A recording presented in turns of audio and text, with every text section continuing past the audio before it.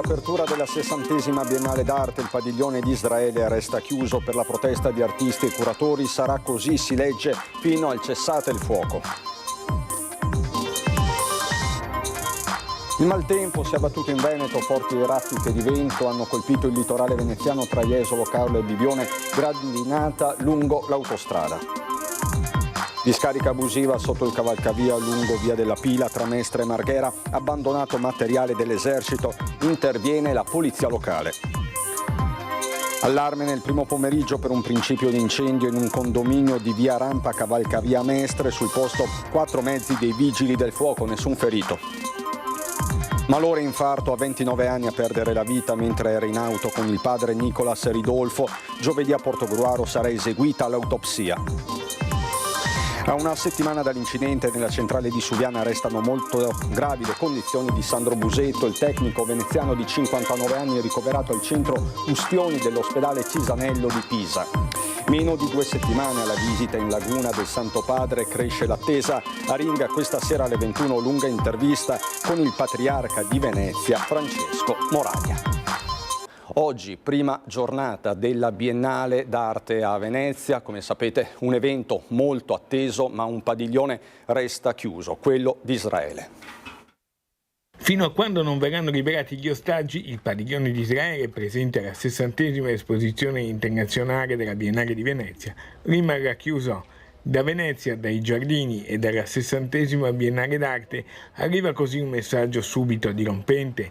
Nel periodo in cui la città è sotto gli occhi del mondo, anche l'arte si conferma un veicolo privilegiato che può abbattere le distanze, dialogare e far parlare tra popoli e paesi, ma anche lanciare messaggi importanti e destinati a far discutere. Oggi, primo giorno di vernice della mostra che verrà inaugurata sabato, tutti i padiglioni hanno aperto i battenti accogliendo i primi visitatori tra addetti ai lavori, critici e giornalisti.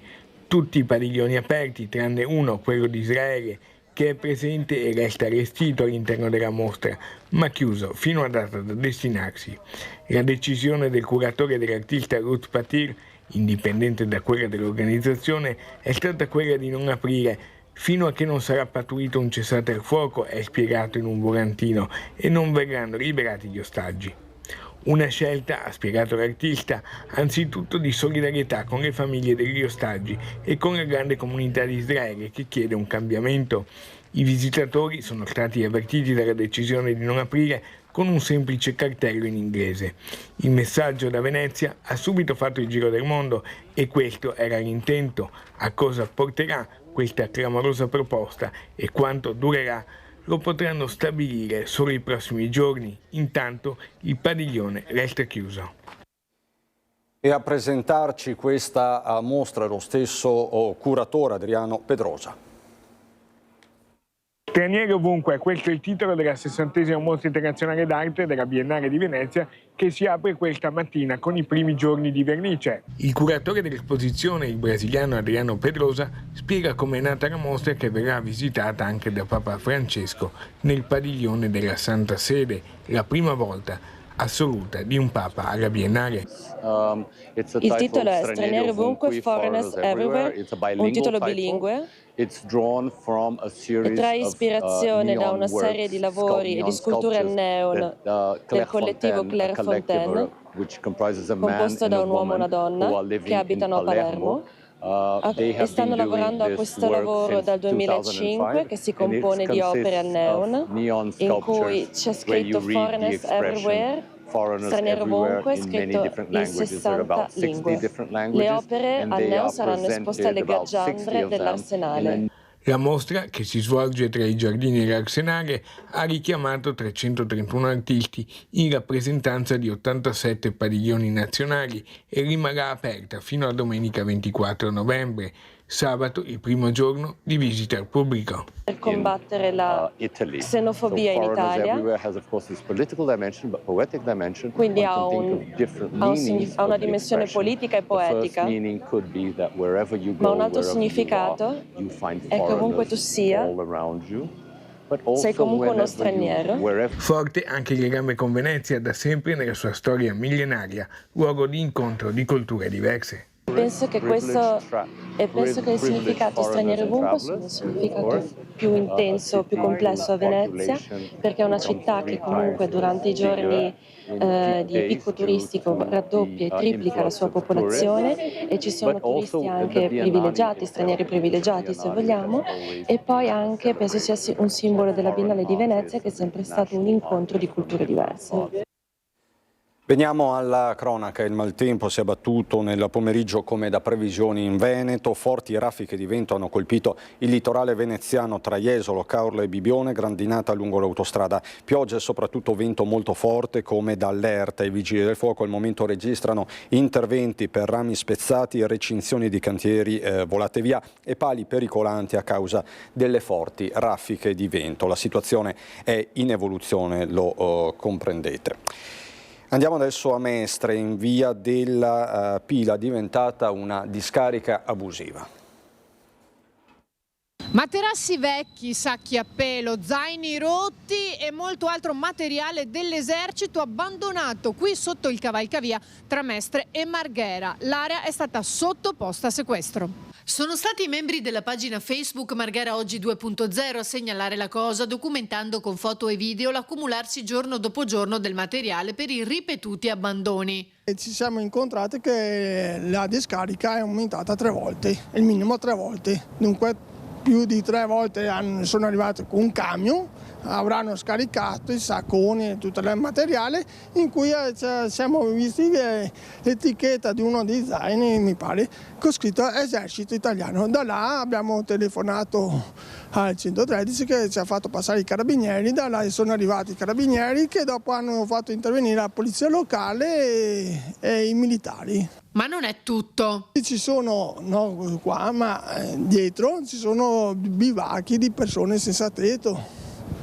Oltre che spaziano, si consumano, qua c'è anche una chiesa ortodossa, non credo che sia tanto il posto, il luogo dove stoccare questo materiale qua. C'è infatti da chiedersi chi sia l'artefice, difficile pensare sia stato effettivamente l'esercito. I militari non fanno questa roba qua, deve essere qualche azienda che gli hanno detto guarda abbiamo del materiale scaduto da stoccare e loro avranno pensato qualche azienda di scaricare. Sì facciamo, e invece di fare tutto l'iter hanno scaricato là, tanto dopo il pagamento è del comune, di noi cittadini di questa situazione. Rimaniamo a Mestre, paura nel primo pomeriggio per un principio di incendio. Una centralina presente all'ultimo piano del condominio Bandiera di Rampa Cavalcavia al Civico 5, accanto al 3 dove l'anno scorso si è consumato l'omicidio di Lorenzo Nardelli. L'allarme è scattato verso le 14 quando è arrivata la chiamata ai vigili del fuoco di Mestre. Inizialmente si pensava che l'incendio fosse scoppiato all'interno di un appartamento, in realtà si trattava di un vano tecnico, nessun ferito né alcun intossicato. Nel Veneto orientale, ora Caorle è sotto shock per la morte di un giovane di 29 anni. Verrà disposta giovedì 18 aprile alle 16 all'ospedale di Portogruaro l'autopsia di Nicolas Ridolfo di Caorle, morto a soli 29 anni per un arresto cardiaco, giunto domenica sera sempre a Caorle. Un'altra tragica morte arrivata senza una spiegazione, all'improvviso. Nicolas domenica scorsa era in macchina con il papà. Quest'ultimo, dopo aver parcheggiato l'auto sotto casa, lo ha lasciato all'interno della vettura per un istante, un solo attimo. Il tempo di scendere dall'auto, dirigersi verso il portone di casa e non vedere Nicolas dietro di sé. Da qui la corsa verso l'ospedale di Portogruaro, dopo aver trovato Nicolas agonizzante nel vano dell'auto. Nicolas morirà dopo poco in ospedale senza un perché. Giovedì l'autopsia potrà dare una risposta per un dolore e una perdita che non potrà mai più essere colmata. Torniamo sugli scontri anti-Israele del 20 gennaio scorso a Vicenza. Ci sono 14 denunciati, tra cui un veneziano. Identificati e denunciati altri 14 attivisti dei centri sociali a seguito dei violenti scontri del 20 gennaio a Vicenza, scontri avvenuti in occasione del corteo organizzato dai centri sociali del nord-est per contestare la presenza di imprenditori israeliani all'esposizione internazionale Vicenza Oro. manifestazione per la quale il questore di Vicenza aveva vietato al corteo l'avvicinamento al quartiere fieristico. Nonostante le prescrizioni, gli oltre 600 dimostranti avevano deviato dal percorso stabilito, cercando di forzare il cordone di polizia, ed erano stati respinti più volte anche con gli idranti per disperderli ed evitare ulteriori scontri fisici. Scontri in cui 11 poliziotti, 9 del reparto mobile di Padova, 1 della Digos di Venezia e la stessa dirigente del servizio di ordine pubblico erano stati feriti. 5 dimostranti erano stati immediatamente identificati sul posto. Dalla prima attività investigativa erano stati identificati e denunciati 17 attivisti dei centri sociali. Ora si è giunti all'individuazione di altri 14 attivisti, tra i quali anche un minorenne. Si tratta di 10 dimostranti residenti a Padova e provincia, 1 a Torino, 2 a Treviso e 1 a Venezia, tutti noti appartenenti ai centri sociali dei citati capoluoghi, con precedenti per analoghi reati commessi in occasione di altre manifestazioni nel Veneto e in altre regioni. A distanza di una settimana dall'incidente nella centrale idroelettrica di Subiana restano molto gravi le condizioni di Sandro Busetto, il tecnico veneziano di 59 anni ricoverato al centro ustionati dell'ospedale di Pisa. I medici non hanno ancora sciolto la prognosi e definiscono stazionarie le sue condizioni. L'uomo è ancora non cosciente e ha riportato ustioni su circa il 40% del corpo. Torniamo a Mestre e Marghera per continuare a parlare di degrado e criminalità. 5 arresti e un'espulsione. Continuano gli interventi delle forze dell'ordine per contrastare la criminalità nel quartiere della stazione di Mestre, lungo il sottopasso e a Marghera. Giorni fa la polizia ha bloccato e portato in carcere l'aggressore rumeno che a fine febbraio aveva coltellato alla fronte il titolare bengalese del bar in Corso del Popolo a Mestre. Fondamentali le immagini delle telecamere di videosorveglianza. Ma un altro importante risultato della mobile è arrivato con l'arresto per spaccio di un nordafricano in via Piave. Gli agenti hanno anche trovato il suo nascondiglio con 26 dosi di cocaina. Successivamente, in soli 2 giorni, sono state arrestate altre 3 persone, provvedendo anche all'espulsione di una di loro. La politica ci porta a Portogruaro, dove ieri sera è stato presentato ufficialmente il candidato del centrodestra. Il centrodestra unito per la prima volta a Portogruaro riuscirà ad esprimere un gruppo di persone, dicevo pares inter pares, nessuno deve prevaricare e questo non sarà, almeno con la mia coordinazione, però il gruppo, essendo potente, potrà veramente esprimere una buona amministrazione. Si presenta così Luigi Toffolo, 68 anni, di professione medico di base, candidato del centrodestra alle prossime amministrative nella città, sulle rive dell'Emene, territorio commissariato dal mese di marzo di un anno fa. Su di lui, dopo settimane di estenuanti trattative, puntano Lega, Fratelli d'Italia, Forza Italia e Noi Moderati, ma anche il Partito dei Veneti, Democrazia Cristiana e la lista civica del candidato, impegno e serietà. Rilancio economico, cultura, viabilità, sport e futuro dell'ex Perfosfati sono tra i primi obiettivi dichiarati nel programma. Portogruaro ha delle grandissime potenzialità inespresse, dicevo soprattutto nei riguardi della grande quantità di turisti per esempio che arriva, siamo un polo logistico molto importante, abbiamo una viabilità complessa da sviluppare, da sfruttare tra virgolette, perché siamo all'interno di un quadrilatero di regioni attive molto importanti, nonché il confine con la Slovenia e l'Austria. Per Toffolo la città non deve ripartire da zero, ma dal lavoro iniziato 7 anni fa, un pensiero condiviso anche dai colleghi di coalizione che guardano al superamento da queste parti di una fase instabile per la politica locale. Ritorniamo a Venezia per parlare di contributo d'accesso.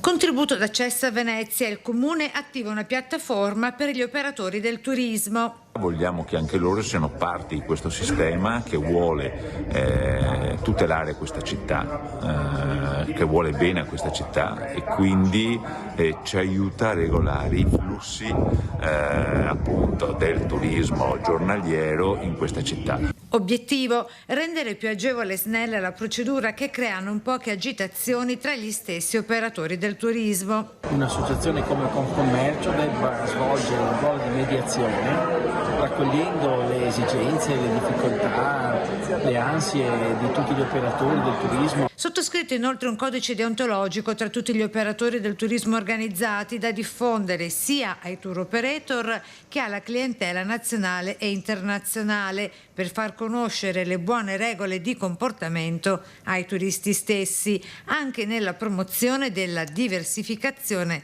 stagionale dei flussi. Bisogna intervenire, il contributo d'accesso è un primo step, vedremo i risultati dopo questa fase pilota su quali sono gli aggiustamenti da fare. La cosa importante è lavorare insieme, amministrazione con il mondo delle imprese, grazie anche al ruolo delle associazioni di rappresentanza. Sul contributo d'accesso nella sua fase sperimentale interviene anche il ministro del turismo Daniela Santanchè. Per governare i flussi turistici bisogna destagionalizzare, dice, ampliando le offerte con la qualità dei servizi proposti.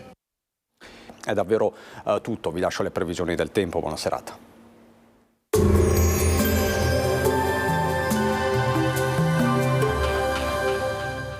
Per la tua casa vuoi sicurezza e comfort? Nel nostro showroom trovi serramenti efficienti e consulenza specializzata.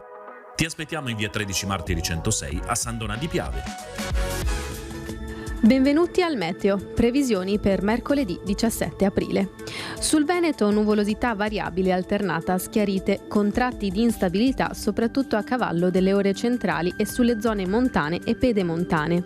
Probabili precipitazioni nelle zone montane, in pianura possibili rovesci anche a carattere temporalesco a partire dal pomeriggio. Temperature in diminuzione fino a valori inferiori alla media stagionale, minime tra i 4 e i 7 gradi, massime tra i 14 e i 19 gradi.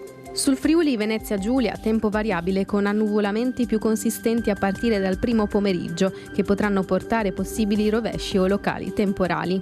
Temperature sotto i valori stagionali, minime tra i 4 e i 7 gradi, massime intorno ai 14 e i 16 gradi. Sul Trentino Alto Adige la giornata sarà caratterizzata da parziali e temporanee schiarite alternate ad annuvolamenti localmente associati a brevi rovesci o temporali pomeridiani. Nelle zone più alte è possibile anche la caduta di qualche fiocco di neve. Temperature inferiori alla media, minime sui 5 e i 6 gradi, massime intorno ai 19 gradi. Dal meteo di Antenna 3 è tutto, arrivederci.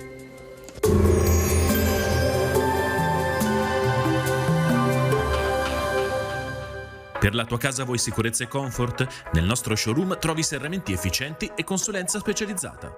Ti aspettiamo in via 13 Martiri 106 a San Donà di Piave.